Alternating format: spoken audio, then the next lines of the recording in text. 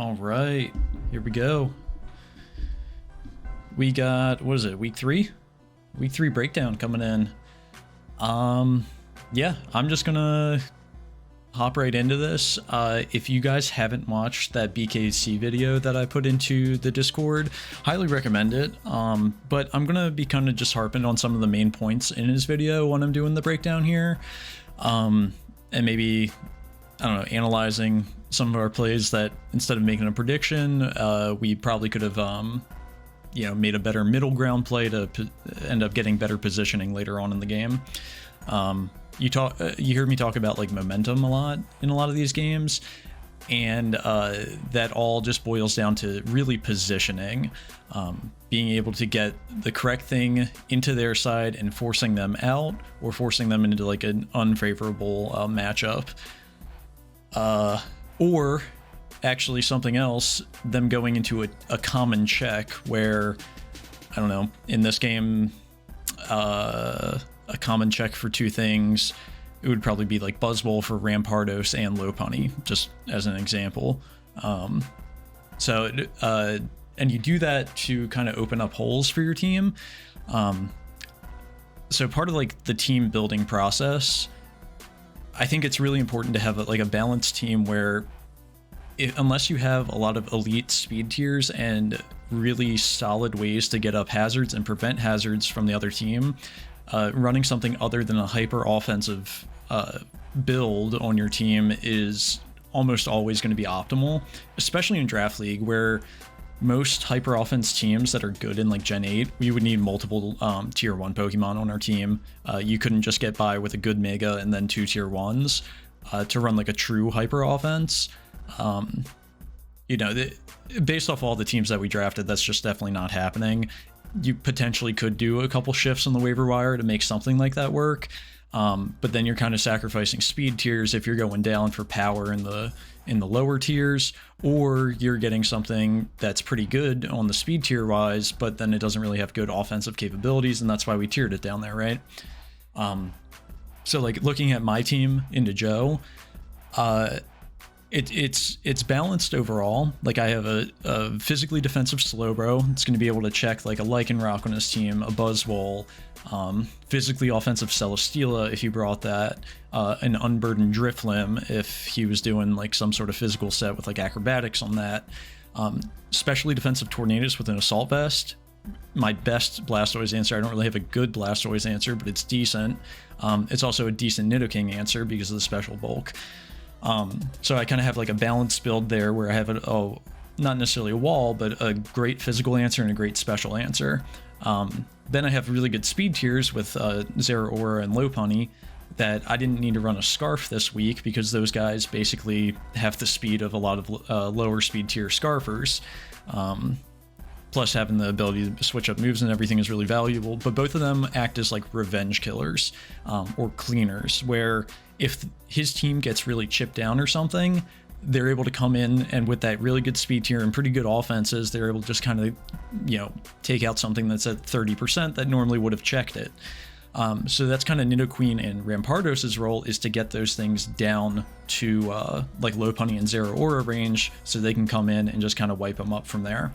Especially Rampardos. Nidoqueen I needed to use more as like a Coco answer this week, but with Sheer Force, it doesn't even need the Life Orb. It can put in a lot of damage, especially with how much coverage it has. So that's kind of like the basic team archetype that I like to run. I think it works really well in Draft League, especially having versatile mons.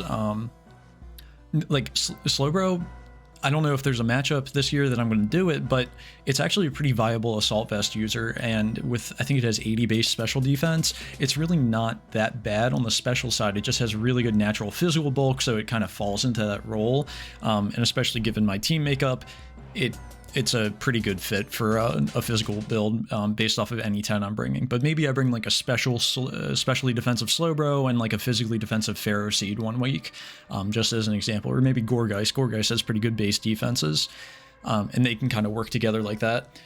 But that allows me to have a lot of switches. Given I have Regenerator, it's a really, really cool core, and I'm really happy with how it's working so far this season. you know, I kind of have a little bit more freedom to go into these checks. And even if I get called out and get predicted and they take like a super effective hit or something, I can switch out into something else that can better accommodate that situation and they get their health back. Not every team has that. Hardly any team actually has that in our league. But the concept still remains the same, that you have these not necessarily dedicated answers, but you have a plan for a physical attacker on the opponent's team. You have something to answer that. Same thing on the special side. And then you can kind of pivot around using those defensive walls to get into your breakers to then end up cleaning with your faster stuff. So if you guys didn't see the live game between me and Joe, I'm just going to kind of do a quick summary of this, talk about a couple of the plays. I haven't watched the video since I like played it live. So just kind of going off the dome with this. I don't know, maybe I'll get caught lying or something where I'm like, oh, I thought I was, you know, doing this for some reason, but really in the video I said something else. I don't know. We'll see. I'm just going to risk it. So we're just going to hop in here. I was pretty excited to see what he brought on his team this week. I didn't have the best Celesteela answer. I know I have Zera Aura, but I definitely need chip on Celesteela before I can deal with it.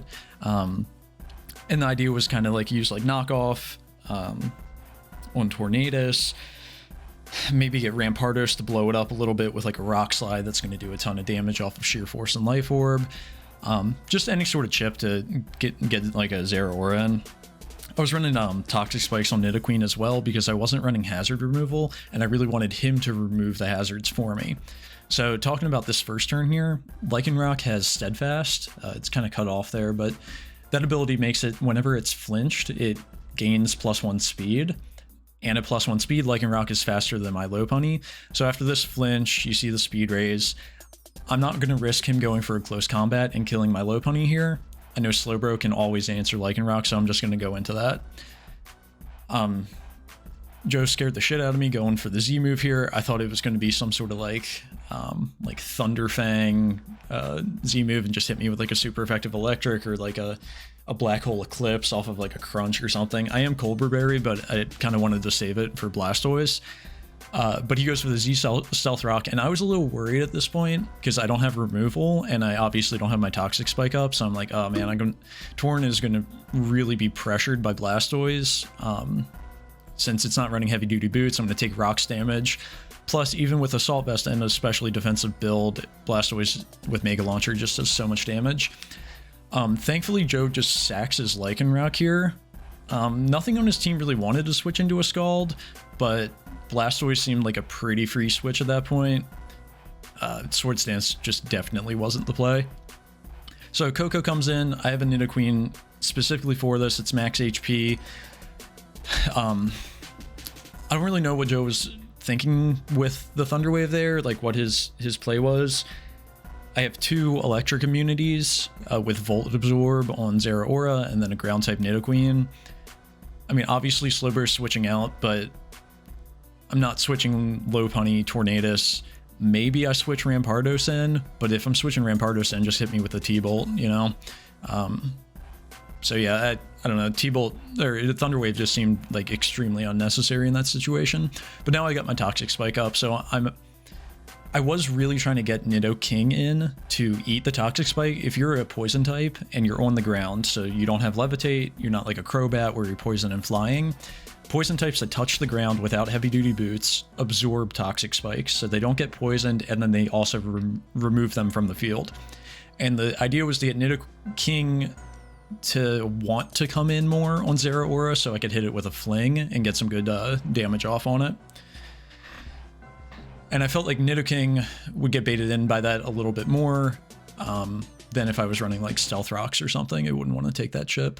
So he flipped turns out here, which was pretty good. He got really good momentum going back into Coco. And then we see a Defog here. Now, if we're looking at Joe's team, only Nidoking can get hazards up now based off of what he has left, which I'm really excited about because if he's running Z Stealth Rock on Lycanroc, he's probably not running Rocks on Nidoking, which I don't think he ended up doing anyway. It was Scarfed. I didn't look at the full build, and I think we really only saw Ice Beam coming out of it this game, but that was great for me. I can get my Toxic Spikes back up right now if I want to. because Coco can't do anything to me, but now I don't have to deal with rocks for the rest of the game, and that was really big for my Tornadus.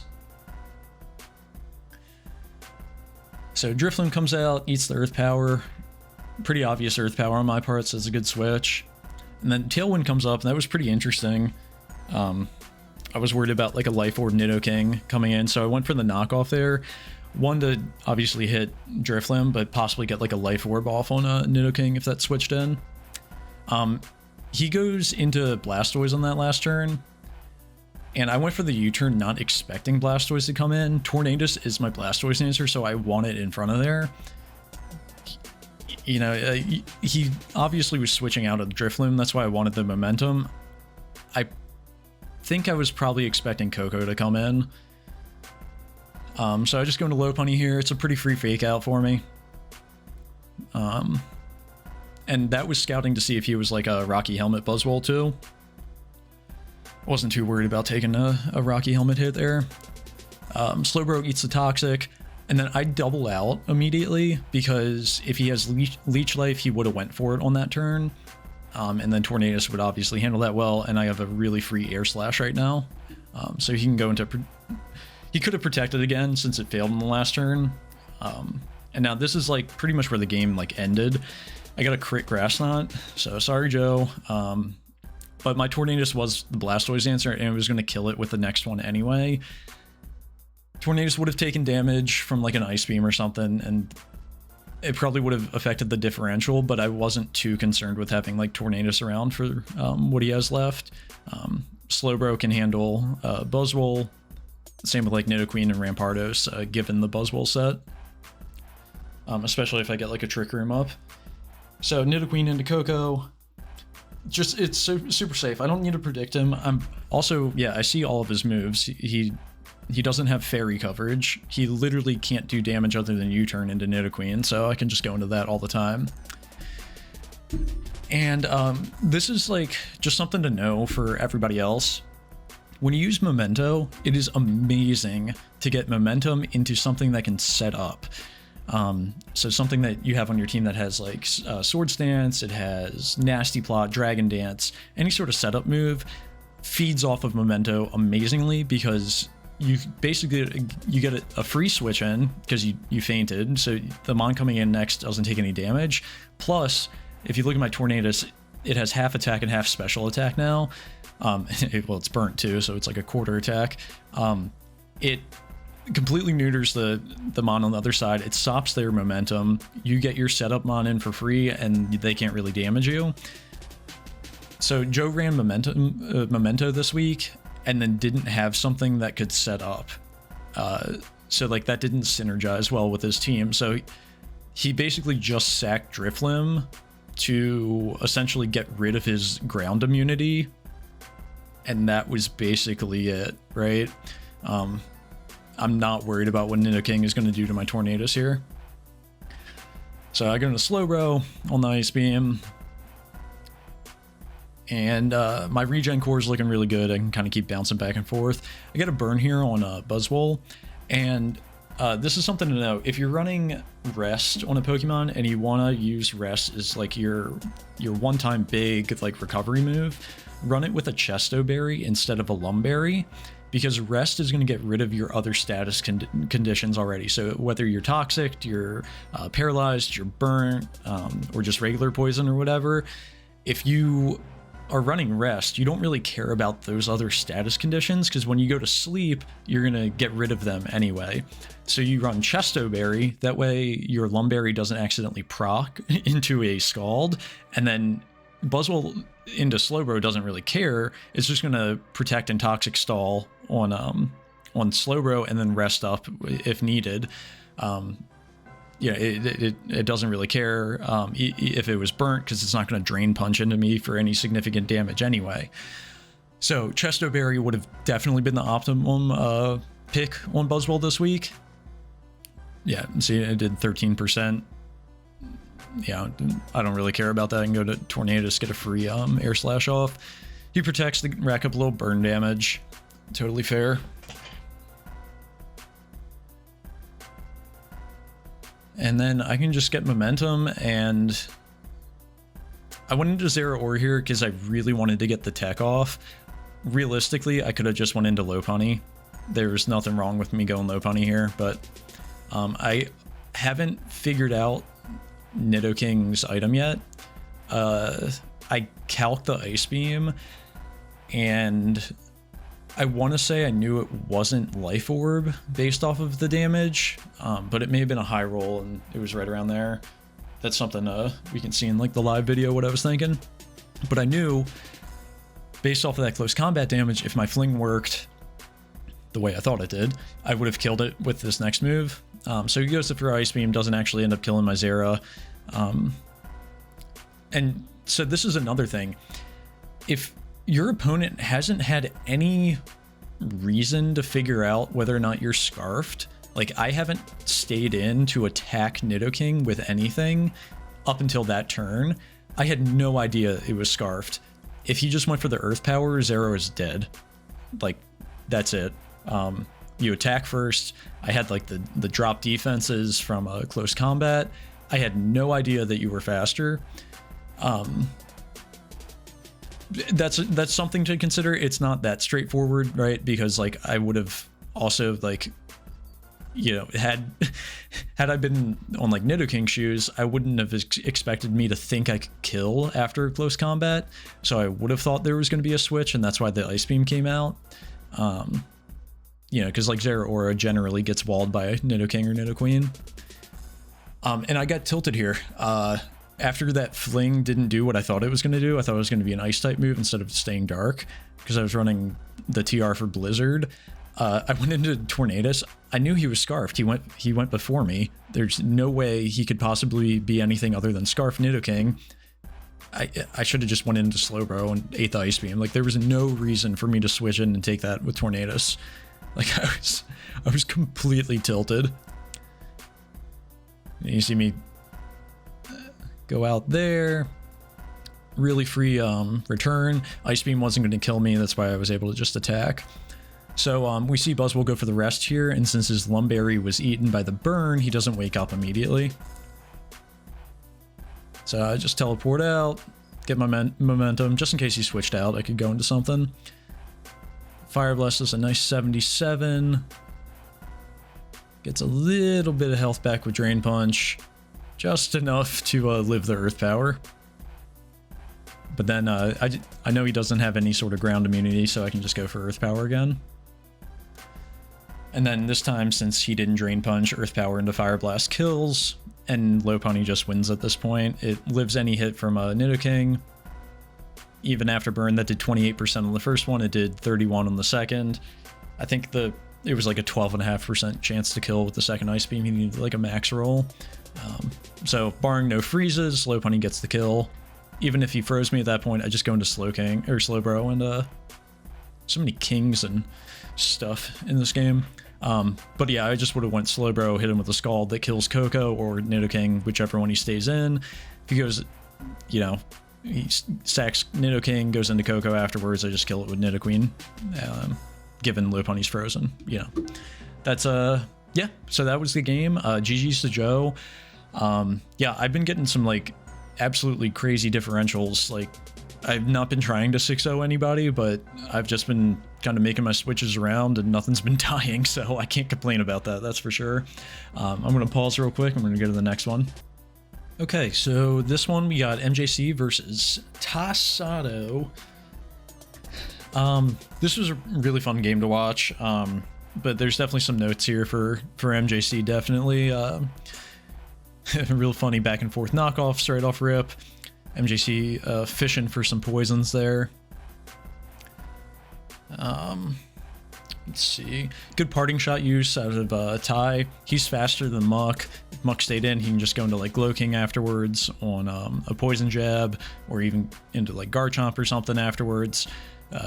He had a lot of options with that, but since MJC switched, he can get the parting shot up. One of the best momentum moves in the game, and then get his Garchomp in front of Ferrothorn. Ferrothorn goes for the Leech Seed here. I don't know if MJC was considering it or anything, but when I saw Garchomp come in after that parting shot, I was like, oh, well, like Flamethrower or Fire Blast is coming out. Like, switch out into your Melodic, it's pretty much a perfect time to go into it, because he's unlikely to go for the Toxic into a Ferrothorn. He's either getting Rocks Up or hitting it with a Fire move. So like Melodic could have came in, even if it gets burnt, it was going to get burnt anyway. It was running Flame Orb. So I that probably would have been the better switch, or instead of just leash seeding. Let's go back to that last turn. Rotom Fan comes in, Ferrothorn knocks off. So let me just reset this real quick.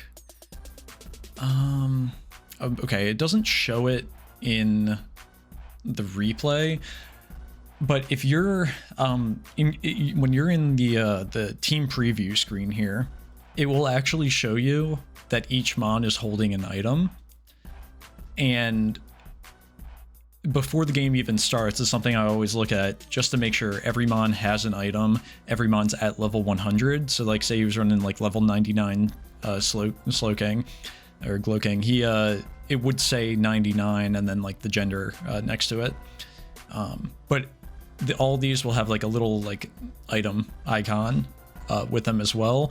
So MJC needed to note at that point that Rotom did have an item, and when he goes for the knockoff here, no item comes off. So the only items that will never get knocked off are like Primal Orbs on like Groudon or Kyogre, Mega Stones on their respective Pokemon. I was looking into that. If I was to run like, I was trying to figure out ways for like Slowbro to not get knocked off, and I was like, huh, let me look into that. And it was like, I could run a Slowbro-a-Night on it and never Mega Evolve. Probably not going to do that. That feels wrong, but Mega Stones, the Primal Orbs, like the Grecius Orb or something on Giratina, and then Z Crystals. Those items will never get knocked off. So when you hit knockoff on something that you've confirmed in the team preview is holding an item, you know it's holding a Z Crystal if it's tier 3 or below, unless it's the Mega Pokemon. And he doesn't have Scissor on his team, so Rotom is holding a Z Crystal. That's something you just got to know when you're using Knockoff. Knockoff is probably one of the best moves in the entire game, because Heavy Duty Boots are so good, and knocking those off like really cripples a lot of stuff. But it's also good information. You can figure out, okay, if I knocked off a Choice Scarf on something, he's probably unlikely to just have another thing scarfed on his team. It's not impossible, but you get information based off of like the team build by removing items or seeing what certain Pokemon's items are.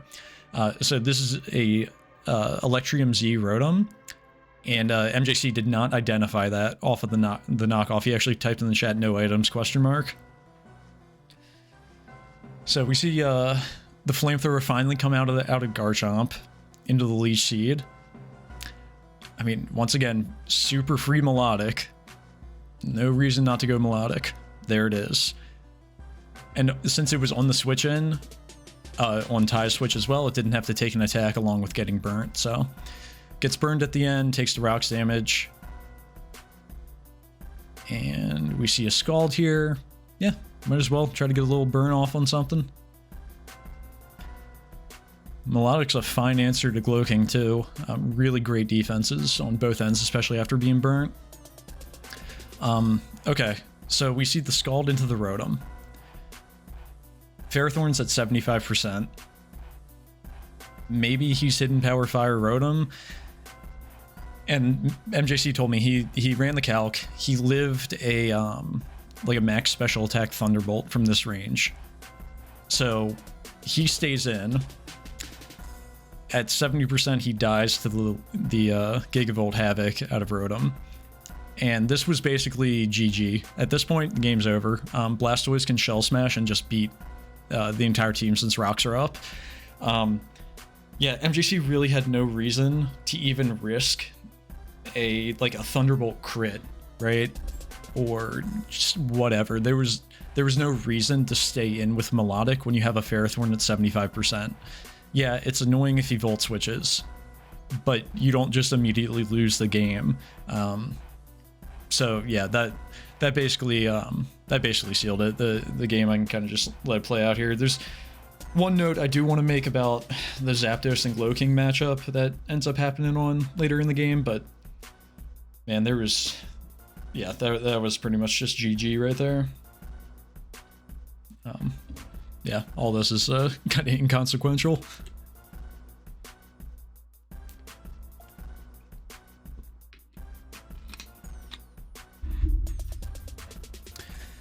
Knocking off the AV on Glowking, always good. Zapdos, best answer for it, for sure. MJC, like, finally misses a Hurricane. Okay, so we see Power Gem and a Future Sight. Once again, misses the Hurricane. This turn kind of sucks. So he takes the Power Gem there. I don't think there was any reason to risk taking the Power Gem without any sort of damage onto Glowking. You have Muk sitting there looking tasty. You know the Future Sight's coming in. You're a dark type, you're not going to get affected by it. You have great natural special defense. You can deal with the Slowking. Plus, then you can like Pursuit Trap it too, as it switches out, since it can't really do anything to you. There was no reason to take 41% from a Power Gem there. And then goes for the Roost on the next turn, which he kind of has to. Takes the Flamethrower plus the Future Sight. So now he's just getting super low. Another Future Sight comes out. Okay, even better opportunity. Just go into your Muk this turn. There's no reason you gotta stay in with Zapdos. It's probably in +2 Ice Beam range anyway from Blastoise, but still going for Roost from 71%, not the play. And then going for Roost again into a Sludge Bomb, into a Future Sight, because it lands on that second turn. And now you finally go into Muk, and Zapdos is at 21%. Like, that's it.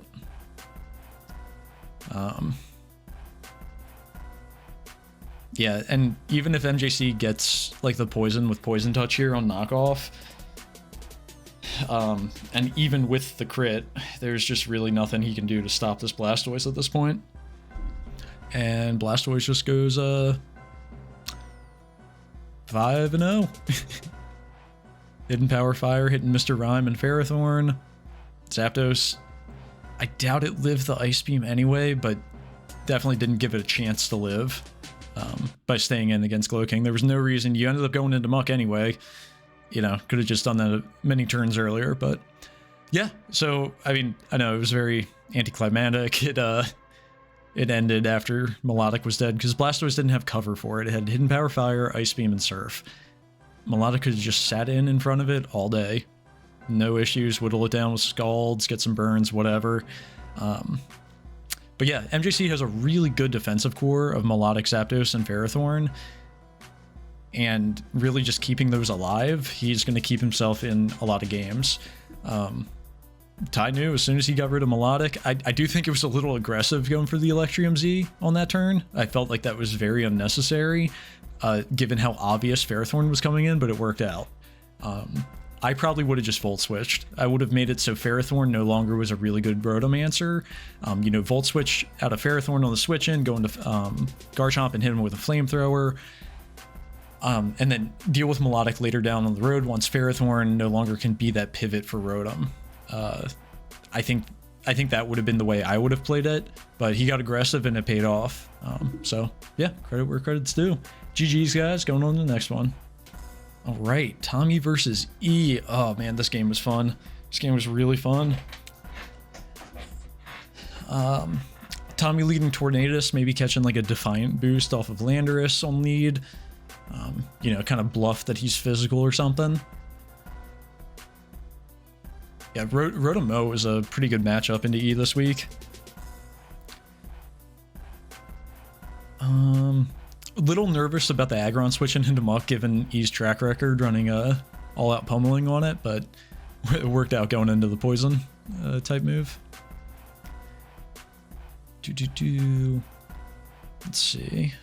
I don't really remember the early game. I remember the end game distinctly, but yeah, so E was running a Subseed Whimsicott with, since it has Prankster, Subseed is actually like really, really good. It's just really tough positioning so far for him to get into it. Given Tommy still has a grass type that's immune to Leech Seed, and then Aggron can Oko Whimsicott, so he can't just go for the Leech Seed in front of it. Tommy goes for the Pain Split here. I mean, I think it was unnecessary. He was like pretty good health at that point. He could have went for the Leaf Storm and then went for it. But yeah, ends up getting really good chip on Landorus there. U-turn into HP Ice.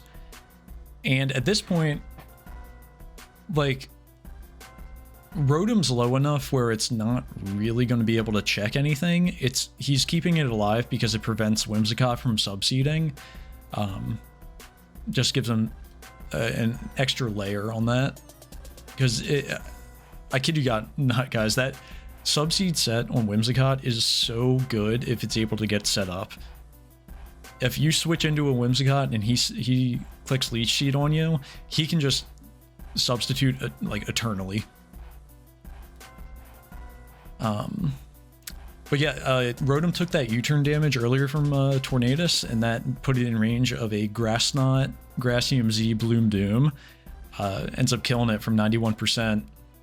Pretty massive, especially with Landorus being lower now. Mamoswine really just has a really good time against his team. And now Heavy Slam's gone. He doesn't have anything that's immune to ground. So here's the Leech Seed. He really wanted to get it up. This wasn't the time to do it. This would have been a good time to go into Glade and Swords Dance, though. Since you have a Metagross that's at -1 attack, you could either SD or potentially kill. I doubt it kills at 76%, but you could SD and then blow into something, switch out on a Tornadus and do like your Muck, whatever. But sacking Whimsicott there, especially now that Tommy doesn't have a grass type, that really put E behind. So we see the Swords Dance finally out of Glade, and Rock Slide Oko's the Moltres. And this is where things start getting spicy. Tommy still has a couple more switches left with his Torn. But after the Shadow Sneak and Poison, really changed the game. Torn no longer can switch in because rocks take 25% of your health. So that was a really big Shadow Sneak. Aggron, amazing Mimikyu answer. I used it for Mimikyu last season when I had it. And yeah, Tommy just staying in and heavy slamming is definitely the right play. You can eat anything from this and just completely smack it. And now Glade comes in and it's it's time to get nervous. So Tommy plays this right. He goes into Mamoswine to get Ice Shard chip off. You know, it's -1 defense. As long as he's not running Close Combat, Rock Slide, and Drain Punch, he's fine doing that. So, you know, thankfully he wasn't running that set for Tommy's sake, because that would have been GG.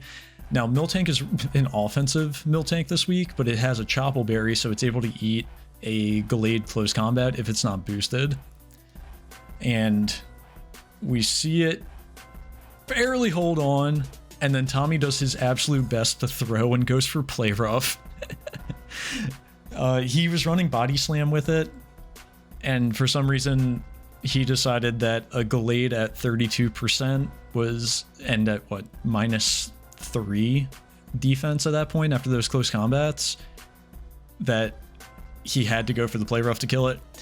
He was just getting nervous. You just got to click Body Slam there. Click the thing with 100% accuracy. Do not let it up to chance. There was no reason to click Play Rough there.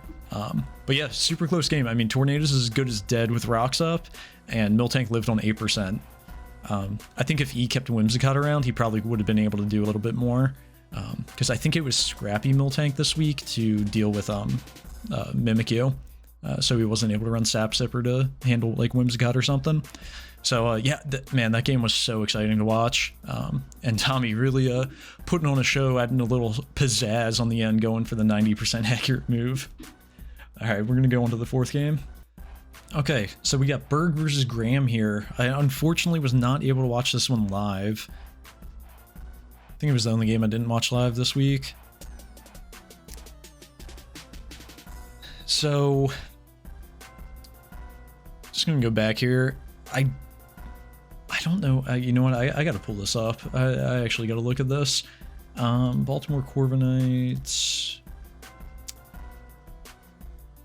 Yeah, you're running Earthquake on Steelix.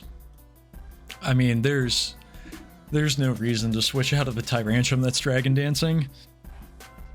Just go for the EQ.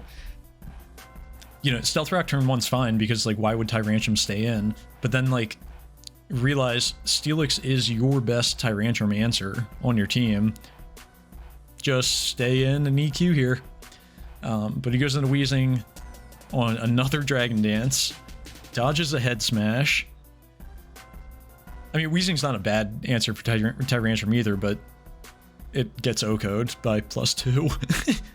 And you can see Head Smash was Graham's move of choice against the Steelix. That was, even at +2, I mean, if I had to guess, that was probably doing like 30% max to Steelix. Like, that wasn't doing anything, and Steelix could have just killed it with Earthquake from right off the rip. You know, didn't need to go into Wheezing and sack that. Wheezing would have been really good to keep around for Heracross. Yeah, the switch into Pidgeot here, I probably would have went into Primarina on Volcanion. It's unlikely he would have went for the Sludge Bomb there, but it was likely he was going for like a Steam Eruption. And yeah, we'll see on this next turn. He goes for the Flamethrower, and this is what, 61%. Yeah, so like Pidgeot could have died there if Graham just attacked instead of defogging. I think Graham made the right play going for the defog, but Berg should probably went into Primarina to check the Volcanion. Steelix, really good answer for Raichu, excuse me. But it actually gives Gliscor its Poison Heal with Ice Beam. It was going to get it the next turn anyway, but yeah, I don't think that crit mattered with Primarina. Ice Beam is doing so much damage to it. But yeah, Air Balloon Raichu goes for the Toxic. I mean, Toxic's not the worst, but just going for the Fire Fang, it hits the other two super effectively, and it pops Raichu's Air Balloon, so then you can just Earthquake afterwards. Toxic was pretty unnecessary. I mean, it's not bad to have up, but now you're just going to end up taking another hit with Steelix when you didn't need to. So Berg says, I don't care, I'm just going to get my rocks up here. Victini, good answer for Heracross. Goes for the V-Create. At +1 defense, it holds on at 3%. And then Okos with Megahorn. I don't know if Pin Missile procs Rocky Helmet. Maybe that's something Graham was scouting. Or just kind of like anticipating that Berg would run. But I think Pin Missile is just always optimal on over Megahorn on Mega Heracross, since you have Skill Link, you're going to hit 5 times with it. And then it's 100% accurate. So Pidgeot, free Hurricane, absolutely no drawbacks. Ninetales comes in here. Now this is where Berg kind of threw the game. Going into Steelix here on the Ice Beam, super unnecessary. You have a 24% Primarina, you can just sack to this. You need to keep your Steelix healthy, or else Raichu just beats the other 3 with a Thunderbolt. And now Steelix took this chip, and we're going to see that Berg just ends up straight up switching out. So it just took 31% completely unnecessarily. And we'll do the math later. He ends up just sacking Primarina anyway, so there was no reason to go into Steelix originally. Goes into Swellow. Somehow it lives on 1% from there. Really unfortunate. I have to imagine that does more damage than a Heat Wave out of Pidgeot. Could be wrong. I don't know the calcs on that. But really, like,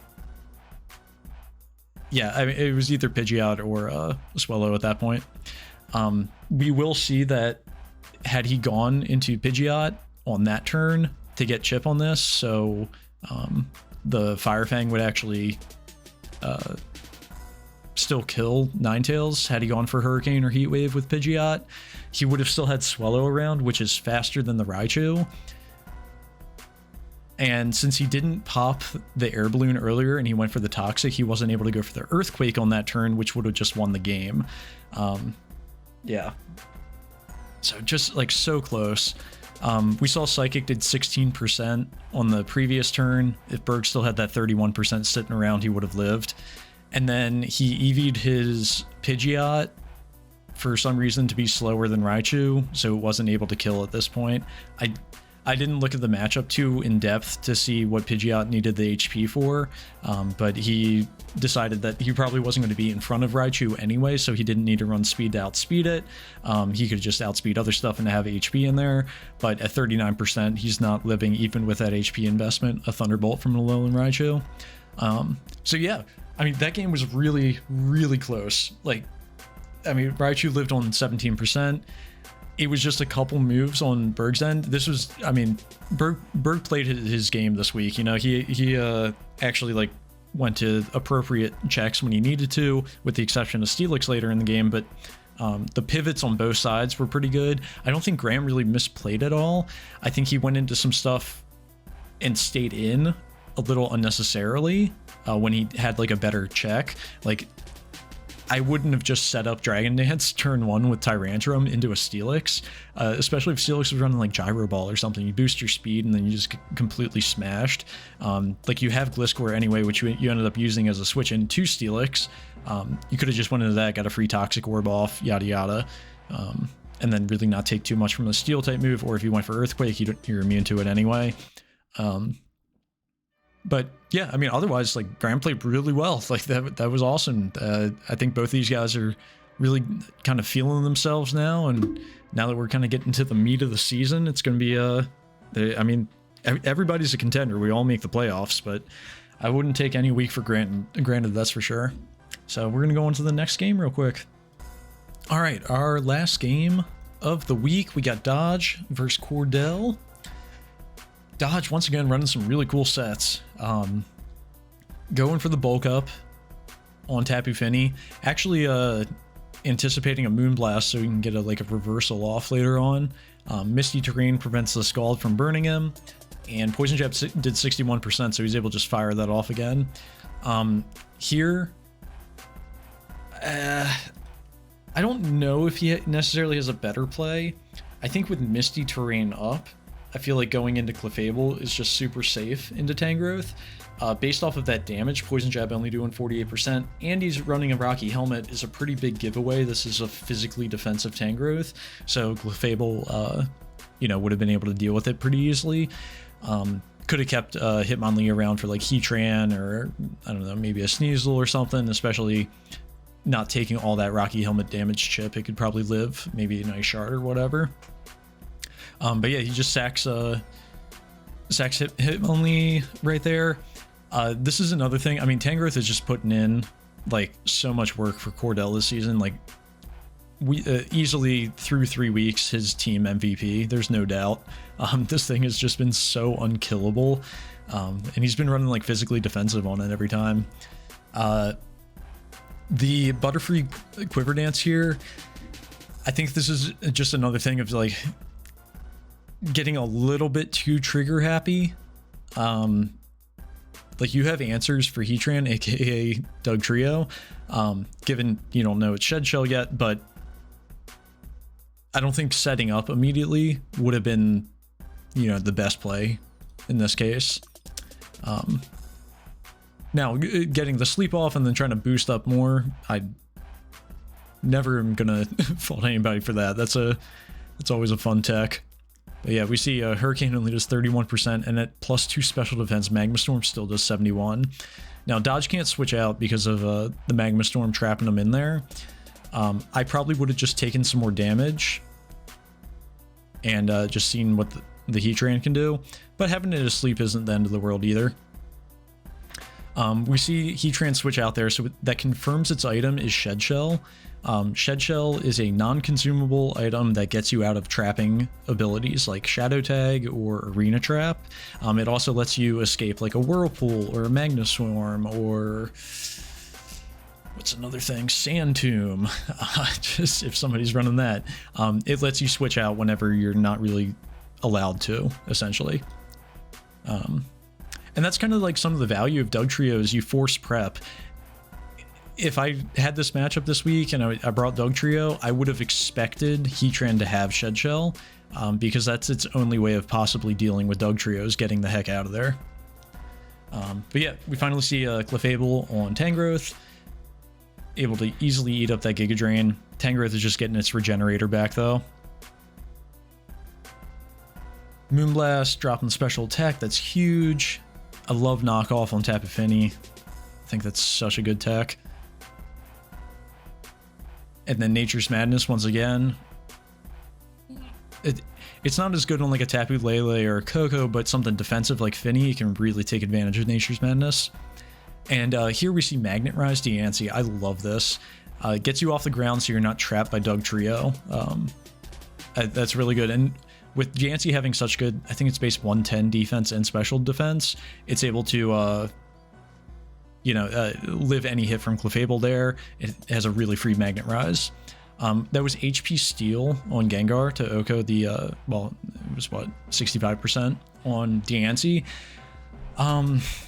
Dodge at this point is in a pretty sticky situation. He needs to get 2 Dragon Dances off with his Aerodactyl to win, and he needs to keep it out of range of Ice Shard from Sneasel. So Dugtrio comes in on the knockoff, dies to Ice Shard on the next turn. Now Gengar comes in. I think at this point, this would have been... It could have been game had Dodge immediately switched into Aerodactyl on this turn. Heatran's been asleep for 2 turns. It's likely to wake up on the next one, but it probably doesn't want to stay in front of an Aerodactyl, especially when he has a Tangrowth sitting in the back. He probably would have just switched into that. Would have allowed 2 Dragon Dances up with Aerodactyl and potentially live Rocky Helmet damage into Ice Shard. I don't know the calcs on that. It may have been over anyway at this point, but we see Heatran gets the sleep turn. It could have been a second Dragon Dance at this point, but Dual Wing Beat at +1 is not enough to knock out this crazy fat Swamp Man. So Giga Drain we see does 43%. Hold on, let's see. How much is Rocky Helmet? It's 16%. So 32 plus 43, 75. Yeah, I think Aerodactyl probably would have died to Ice Shard anyway at 25%. But I think that was really Dodge's only chance because he's not running Focus Blast, but given this combination, there's no move that Gengar knows that can hit all 3 of these at the same time and Oko all of them, right? So he goes for the Shadow Ball just to get the kill on the Heatran here. Cordell really could have gone into anything to save the differential at that point. Sneasel or Zapdos lived Shadow Ball, as we see there, it did 44%, and then, it would have lived too, killed it with Throat Chop afterwards. But yeah, no, that was a really, really cool game. A lot of cool techs on both sides. The Cursed Hitmonlee, Magnet Rise Diancie, I love that. And yeah, GG's everybody. So that's the weekly breakdown. Yeah, I definitely recommend watching that BKZ video. I think a lot of us in this league try to read our opponent and try to predict what they're going to do when it's completely unnecessary, and we could just go into a mid-ground play that covers all sorts of avenues that our opponent could do. Because realistically, if you are predicting somebody, I mean, the best odds you probably have are 50-50. They either do it or they don't do it.